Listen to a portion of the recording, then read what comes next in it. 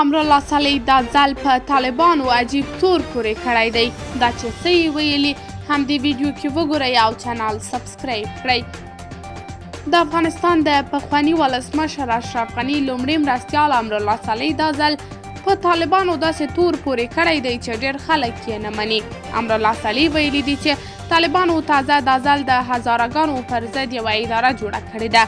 دا اداره به ګڼ کارکوونکي لري او موخه به یې د هزاره ځپل وي. صالح دا خبرې وروسته تر هغې کړي چې 2 ورځې وړاندې طالبانو په قندهار کې یو ستره غونډه جوړه کړه چې ملا هیبت الله یې مشري کوله او په غونډه کې په دې خبره هم توافق شوی و چې له 6م ټولګي پورته به نجونو ته د مکتب ویلو اجازه ورنه کړي. صالح همدارا زیاته کړې چې طالبان د وطن په خیر نه دي. دوی غواړي د پاکستان غوښتنې په افغانستان کې پوره کړي. قدرمنو لیدونکو، تاسې د امرالله صالح د څرګندونو په باب څه نظر لرئ؟ په دې اړوند خپل نظریات له موږ سره په کمنټ کې شریک، ویډیو لایک او چینل هم در سره سبسکرایب کړئ.